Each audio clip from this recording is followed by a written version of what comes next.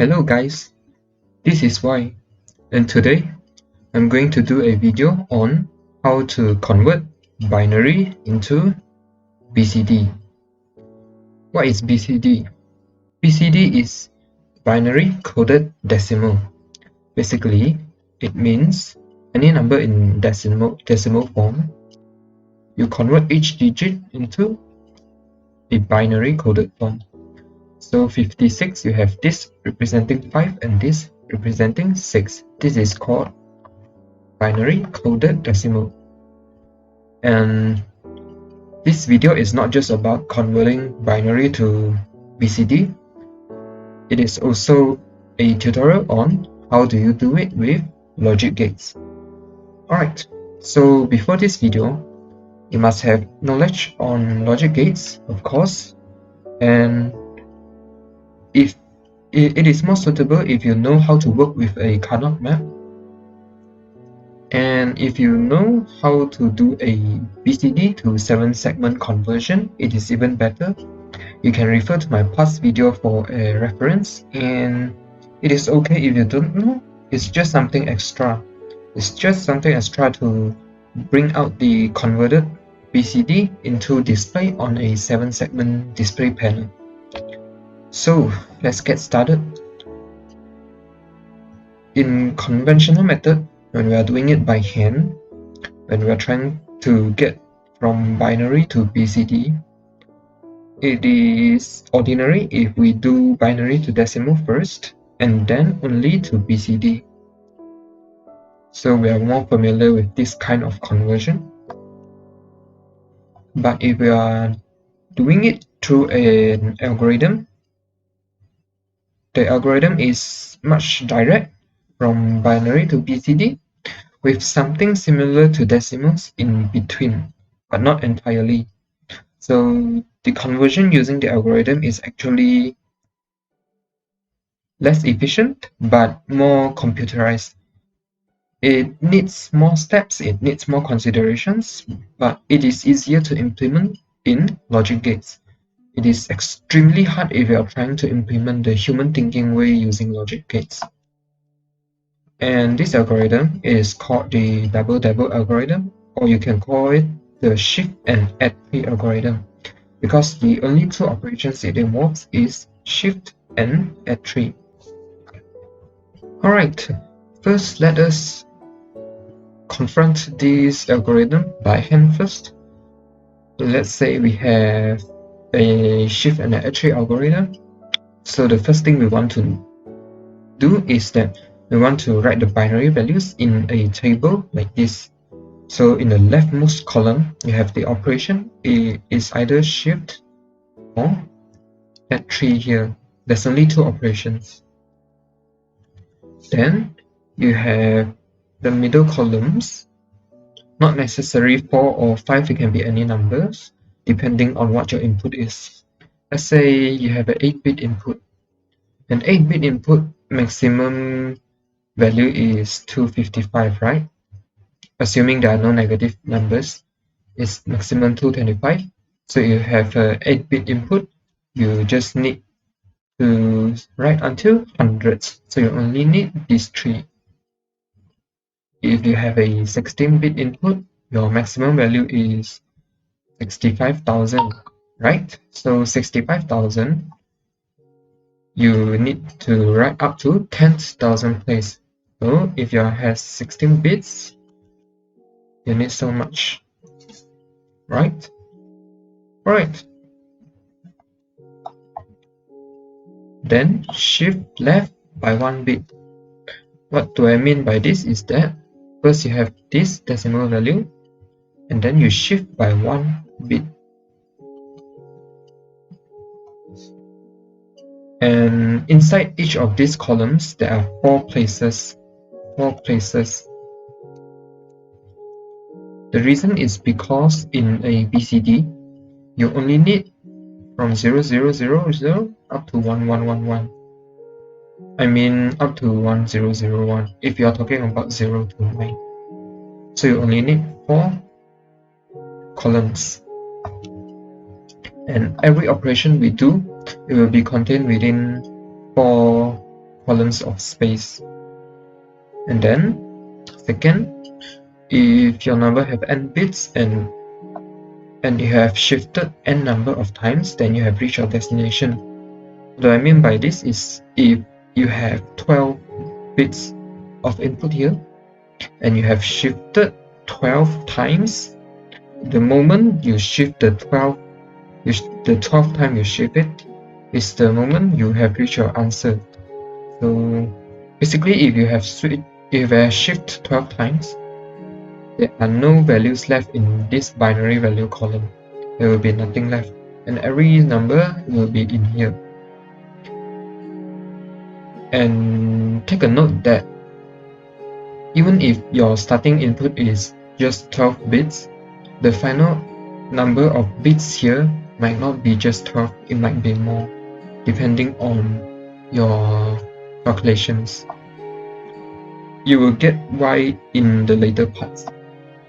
If the binary value in any of the column is bigger or equal than 5, you add 3 in the value to it.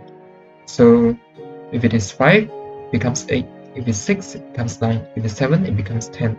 So this is the binary representations. And one more little detail is that if you have 2 columns at the same time that need to add 3, it is possible and you should do it. Alright, let's say we have 011, 001, 11, 0101, a 12 bits of input here. Right, so this is the starting row. So the first thing we need to do is to shift it.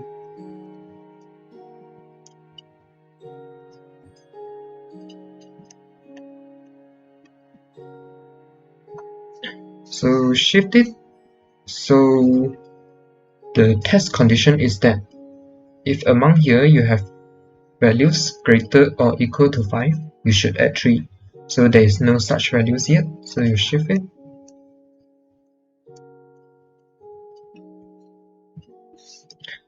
The greatest value here is 1, so no such operation yet.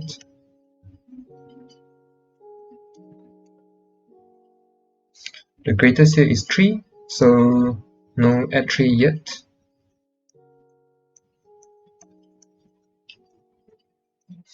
Now here is 6. 6 add 3 is 9. 9 is this.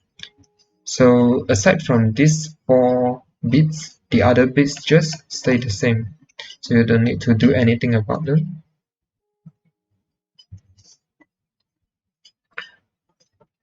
And if you have added it to 9, so this has been modified, right? So once you have added 3, there will be no consequent add 3 operations. Let's say this is 6, you added it to become 9.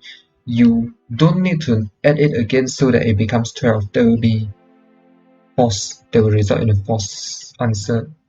So what do you do after you add 3 is that you want to shift again.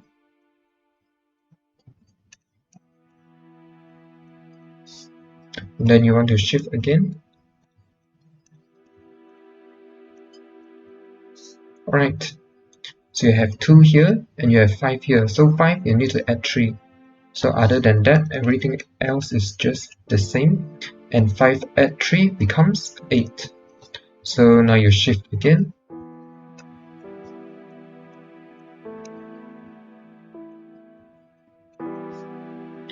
So this is 5. Okay, now this is what interesting would happen, is that up until now, in every single row, you have exactly 12 bits of information. Now what happens is that this is 5, if you add 3, it will become 8. Now if you write this number down, you'll see that it has 13 bits of values now. But fret not, this is totally normal. This 13 bits of value is still resulting in the correct answer. It's just not the same anymore from the starting binary values. So the next thing you want to do is you want to shift it, because you already done all the add 3 operations on this row. So you want to add, shift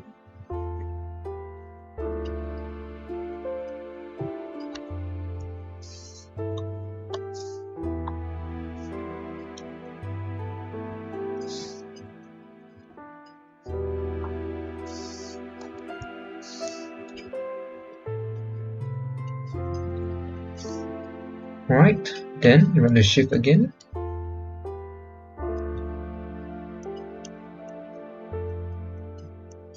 Right, so you have a 6 here. So you want to modify this. So others are just the same thing, and 6 plus 3 equals to 9. Right, so you want to shift again.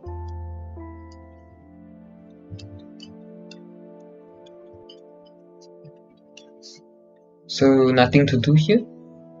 So you shift again.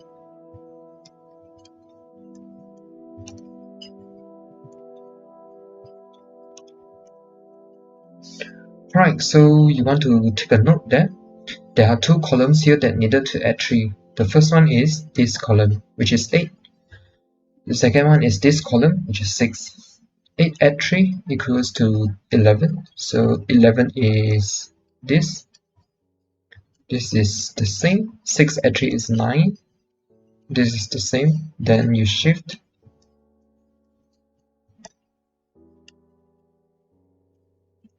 Alright, so this is the 12th shift we have. So you can see this row have nothing in the binary column. So that means we have reached our answer. And this answer have 13 bits of values, as you can see. And the 13th bit just happens to fall in thousandth place. So you can see it represents 1 here. So this 4 bits here, it represents 6. This 4 bits here represents 5. This 4 bits here represents 3. So combine them, you get 1653.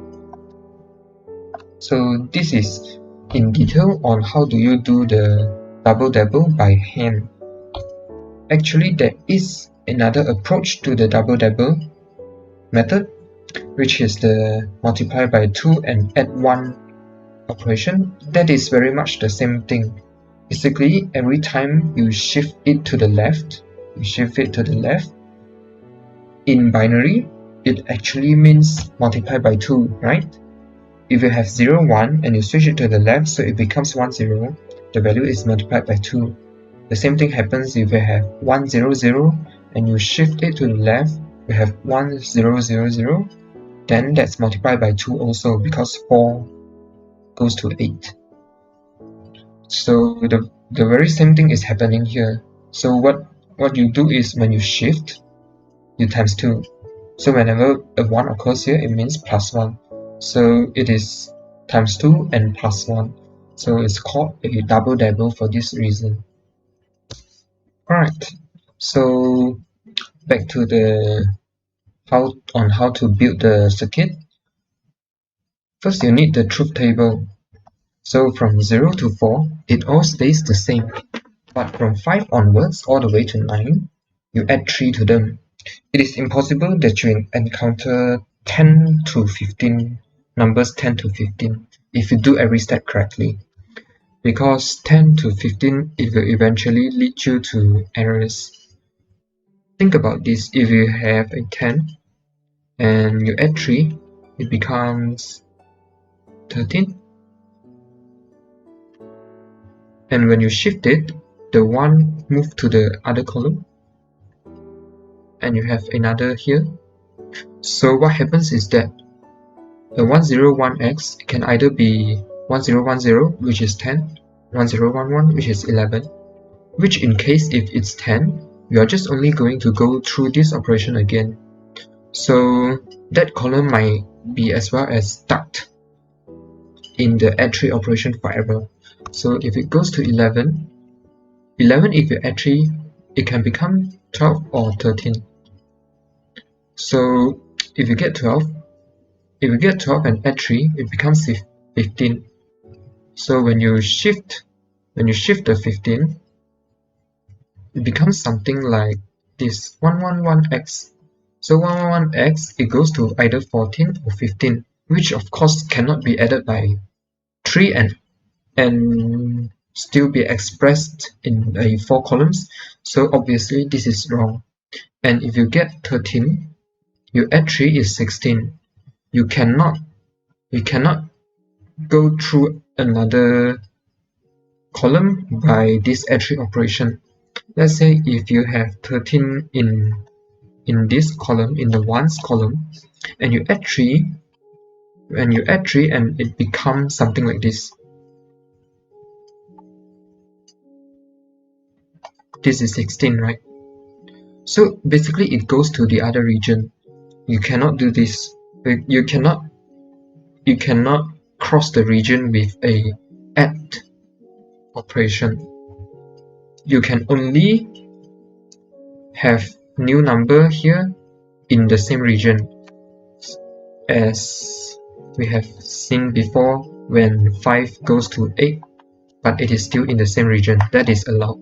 But if you are going to cross region by adding, it's not allowed, it's prohibited. So that's the reason why these are marked X here. Alright, so the reason you want to do this is that basically if you want to do it in a logic gate implementation, the two main things you want to discuss is how you will implement shift and how you will implement add 3 condition. So this is the add 3 condition, and if you make it into a chip, I personally call this adding chip in my circuit. You can call another name if you want. And this is the A3 input, this is A2 input, this is A1 input, this is A0 input, S3, S2, S1 and S0. So I have labeled here, and you can check out the values 9 to 12, all in binaries, so very simple stuff. And then you write the Carnot maps for all S, and you mark them, and you circle them, and you find the SOP expression. And I expect you to know the basics to that, because this is the basics of the basics in digital logics. Alright, so you will obtain a total of 4 expressions here, and these 4 expressions make up all the needed components you need in the adding chip. So you just try to write them down, try to simplify them. This is A2 times A0, what I mean by this, and this is A2 times A1 naught times A0 naught. So I write it in such forms. So you can see this is some basic easy implementations. S1 and S0 shares this component, and you want to build the gates as simple as possible and using as less gates as possible. So let's head over and see how it is done. Alright, this is how the circuit should look like. This is the 4 inputs from A3 to A0. This is actually a sub-circuit in the logisim software. Here you have the main circuit, right? So you click on project, you click on add circuit, and you name your circuit, and you click OK, and it will come here. It will be a blank sheet. So you can form your circuit here, and then what you can do is that you can click on it, and you can apply it in your main circuit, and you can apply it over and over again, so you don't have to draw the same stuff over and over again. Now back to the adding chip. So this chip, it takes in 4 inputs and output 4 outputs, and the reason they are arranged in such a manner is because you want them to, let's say here, A0, A1, A2, A3. I want to arrange them in such manners. for both the input and output. So I arrange them from high to low. Right, so you just follow the same circuit drawn in the sketchbook, and you just connect them. It's a very simple component, and this is your adding chip, right?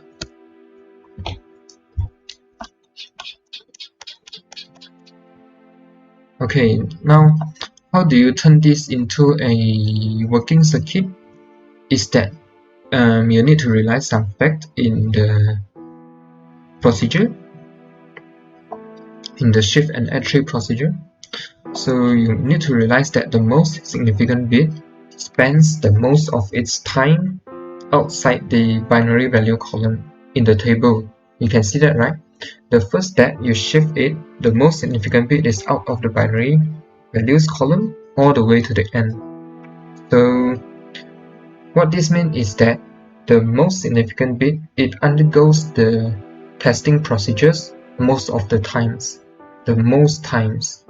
and the least significant bit in the binary value, it doesn't undergo any test condition, right? Because our last step in the shift and add tree algorithm is a shift, and the shift is to bring out the least significant bit from the binary values column, right? And then it's done. So the least significant bit is not augmented and not tested, so it doesn't need to go through any of the chips. And the most significant bit goes through the chip the most times. Now let's start our example with an 8-bit input. It's much easier that way. And this is our chip. So alright, so if we have an 8-bit like this,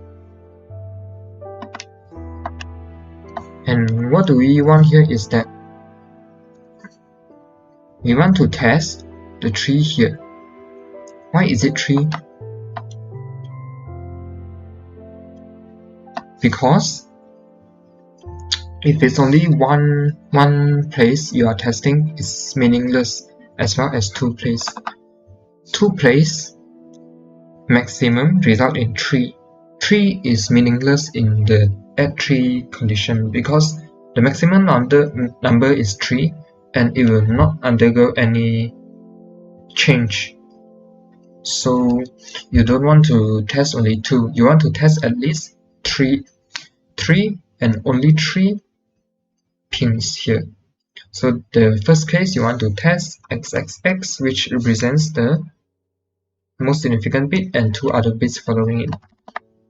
So, but this has 4 inputs, and this input is unoccupied.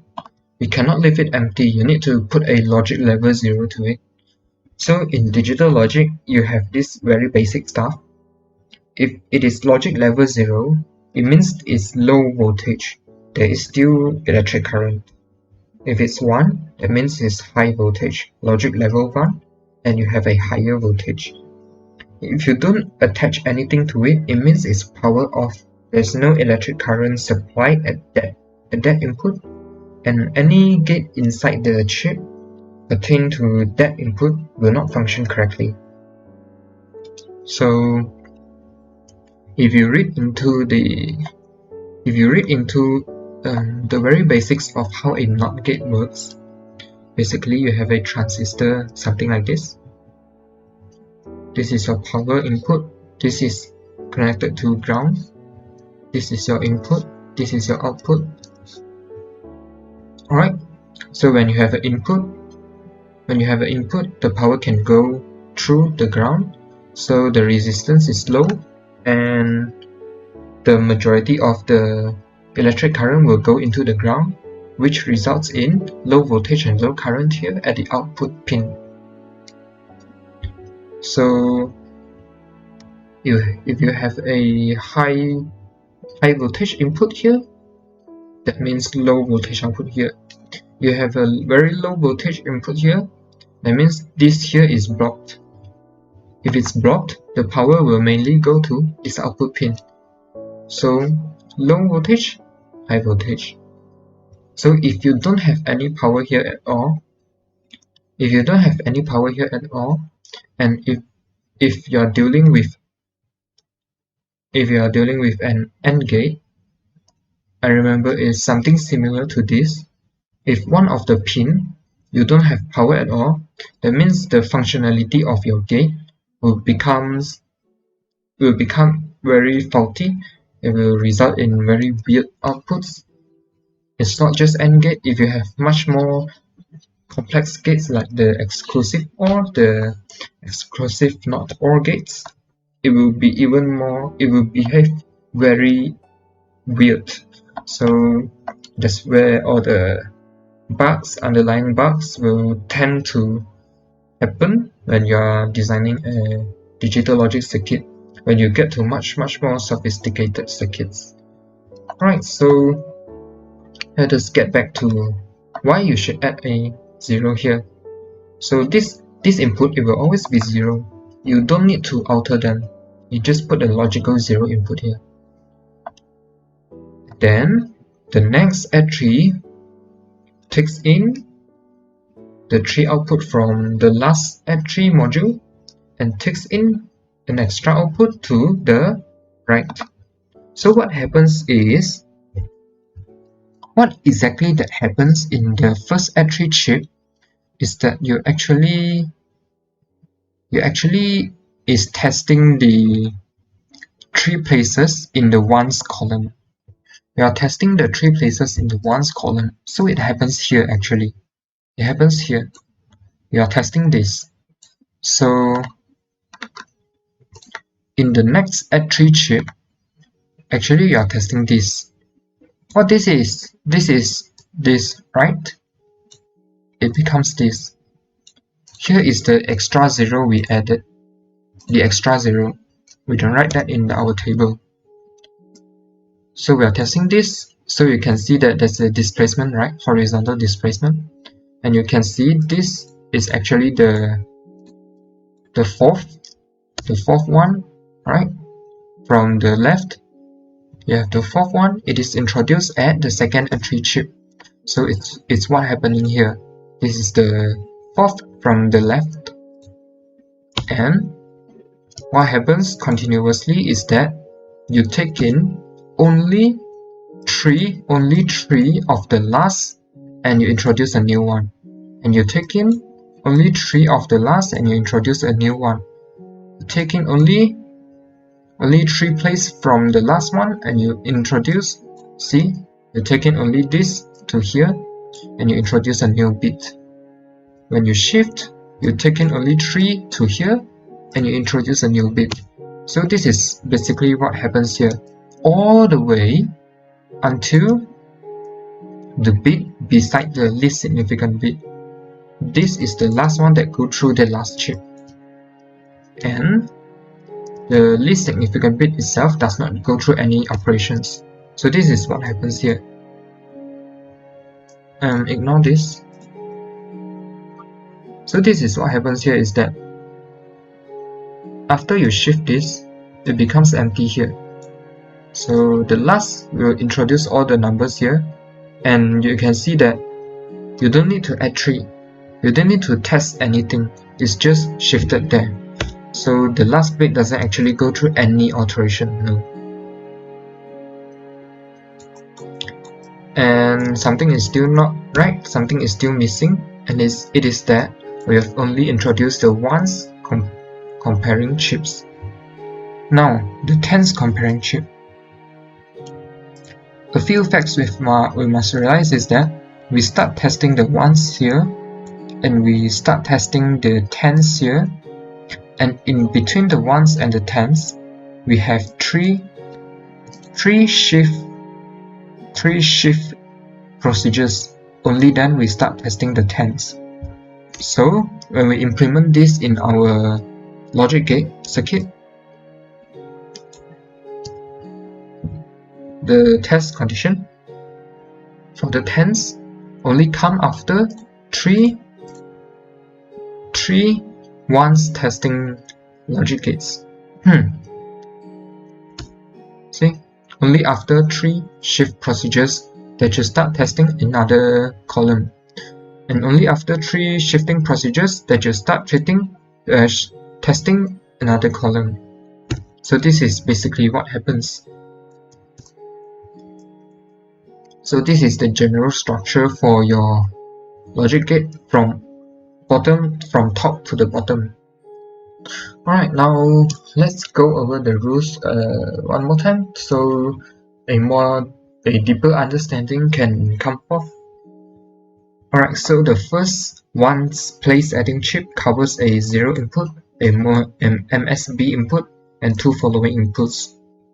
And then the continuing ones adding chip covers additional input to the right towards the direction of the LSB, covers one more additional input. 3 other inputs are from the last chip, representing a shift movement. The 10th adding chip is added after 3 ones adding chip, and it is because it is only tested after 3 ones, such as you have something like this. It shift.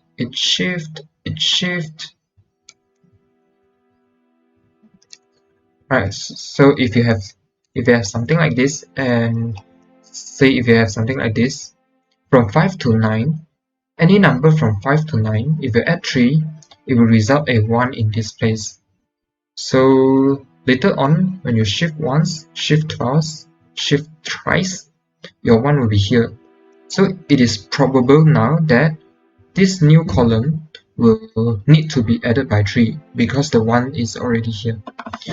So you need 3 shifts before you introduce the adding test to the 10th place. And by the same rule, the 100th place is only added 3 levels after the 10th is being introduced.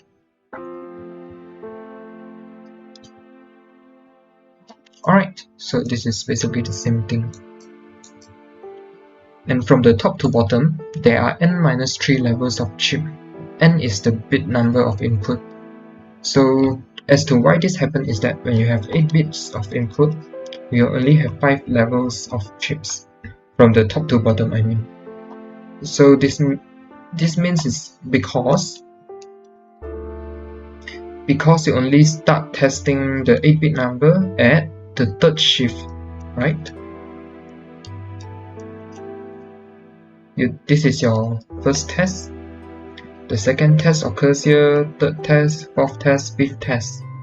So you have a total of 5 tests. And remember, this last bit has no test. So 5 tests means 5 levels.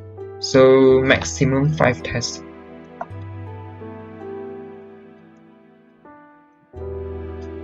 (16-bit), so this is a scaled up version from the 8-bit so that you can understand more thoroughly and observe the sequence of how things proceed. So the structure, you will have 16 inputs from the 16-bit number and a total of 13 levels of chip.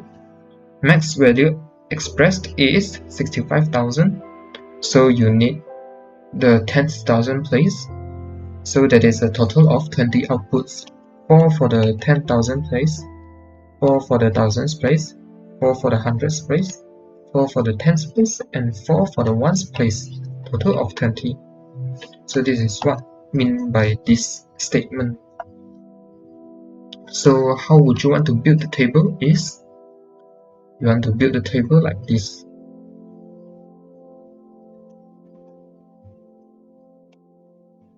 From B00 to B15, there are 16 outputs. And then these zeros are the zeros introduced when you add the tens, hundreds, thousands gate.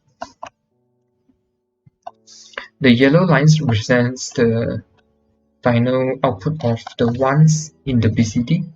Blue line represents tens, pink hundreds, green thousands, and the gray represents the 10,000th place.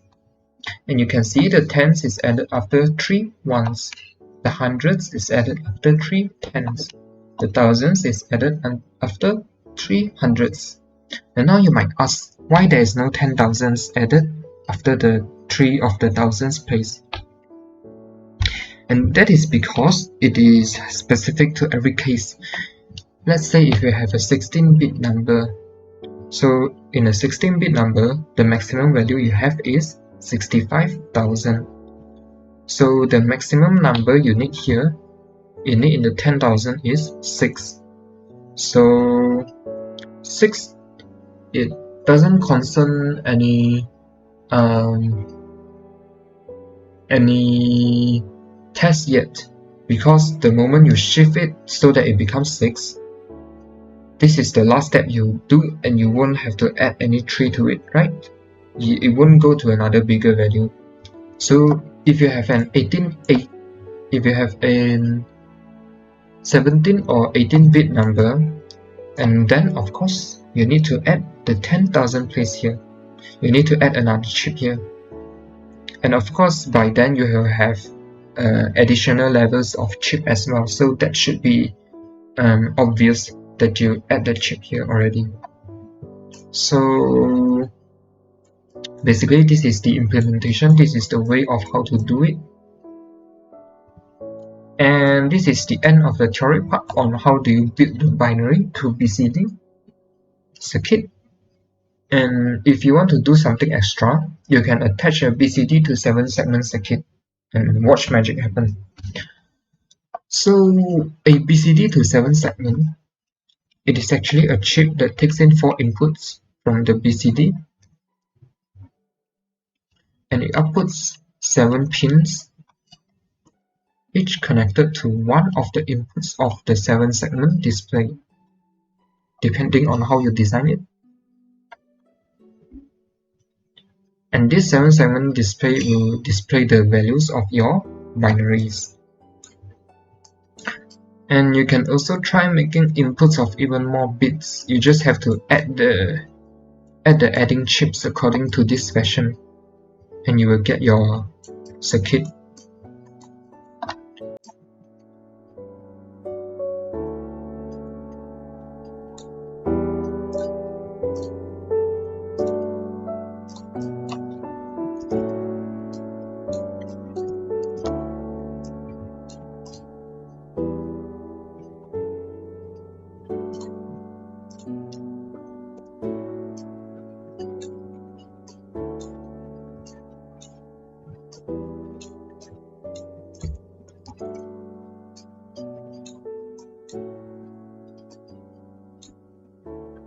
The most significant bit is connected here.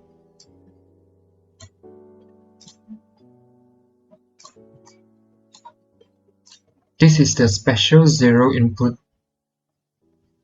This is a new bit introduced to this chip.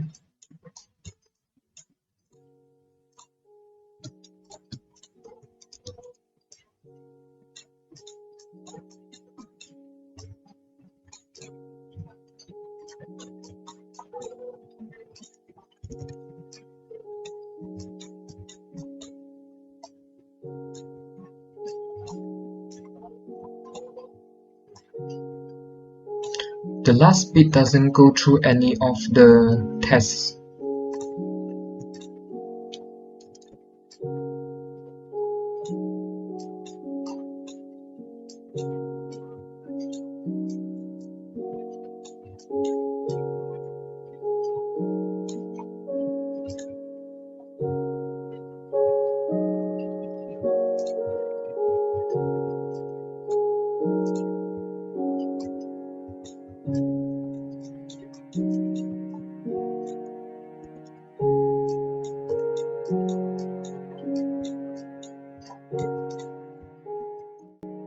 So if you notice something like this, something falls in between, this is because when you're working with sub-circuits like this, logisim tends to bug a bit.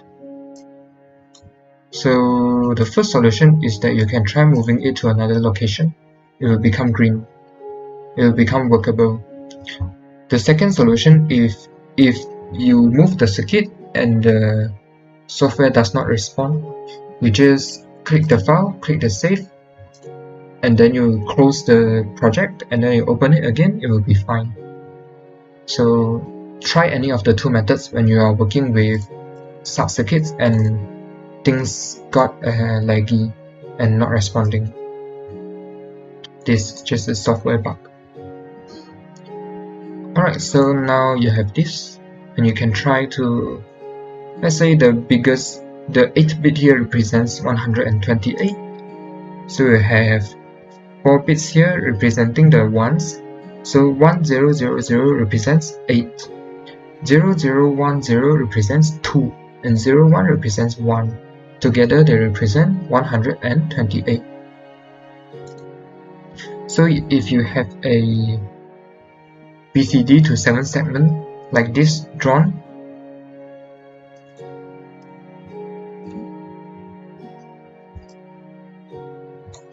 you can implement it here.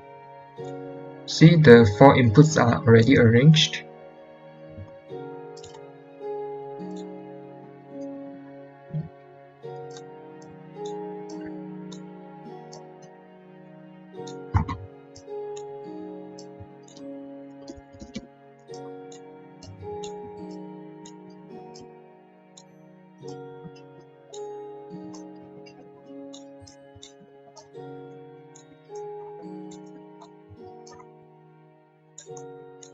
You can see it's happening again. One of the line is bugged again. Now it works.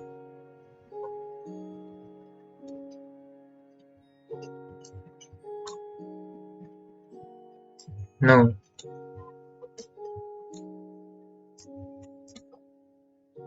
And now it's bugged again. So you want to close it, you want to open it again and try again.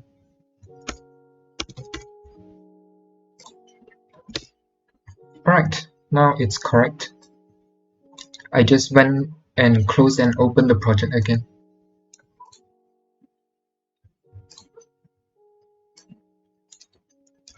So what you can do is that you can just copy and paste stuff and connect them. You can just copy and paste. So if in case you have something like this, if you have 2 or 3 or 1 empty spaces here, you want to attach a logic level 0 to this, because either way they will not have inputs, but you will still need to have power on them, otherwise you can see the display is very weird. Alright, now you can try to play around with this conversion. 32, 64, 128, 132, 148. The maximum value is 255. So if you have the patience, you can go ahead and build a 16-bit one. So this is what the 16-bit would look like. And you can see, of course, it's bugged again for some reason. Just went ahead and restart it, would be fine. I'm not sure if the sub-circuit system is bugging again.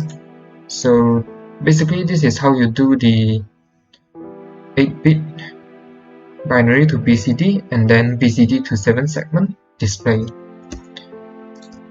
And thank you for watching. I hope you have learned something from this video, and if you have any questions, suggestions or critiques, you can leave a comment and I will try to help as best as I could. So thank you very much.